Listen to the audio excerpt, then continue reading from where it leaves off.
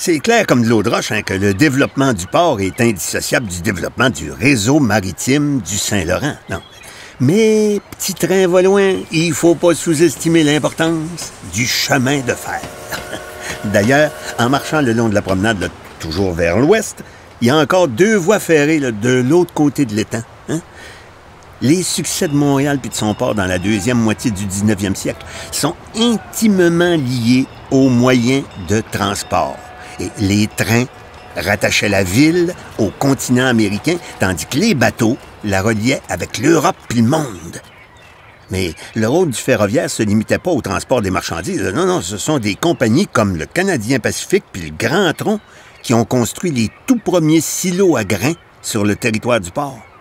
En 1871, dans le temps de mon arrière-grand-père, Fluvio Bordelot, c'était le fromager là, du marché Bon Secours, la compagnie de chemin de fer du Grand Tronc du Canada, qui était propriétaire du pont Victoria, a branché son réseau à celui du port. C'était la première compagnie à le faire. Mais avec le boom, la Commission du Havre a dû répondre aux nombreuses demandes d'une multitude de petites compagnies ferroviaires qui souhaitaient, elles aussi, accéder directement au quai. On a donc intégré toutes les voies ferrées du port en un seul système. Les affaires étaient bonnes et à un moment donné, il y avait jusqu'à 8 voies ferrées qui zigzaguaient d'un bout à l'autre du port. Imaginez la quantité de marchandises qu'on chargeait puis déchargeait chaque jour. Je peux vous dire, c'était pas toujours facile. Hein?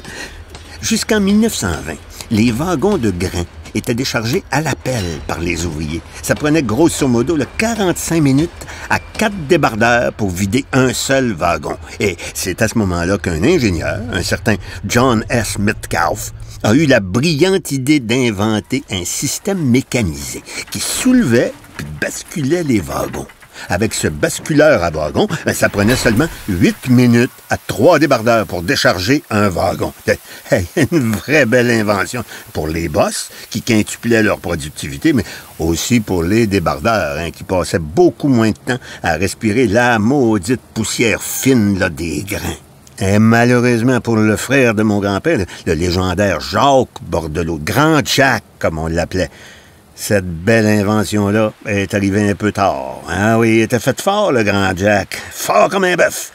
Et après toute une vie à s'emplir les poumons de céréales, il a été comme obligé de prendre une espèce de retraite anticipée. Eh oui, il est tombé de haut, le Grand Jack.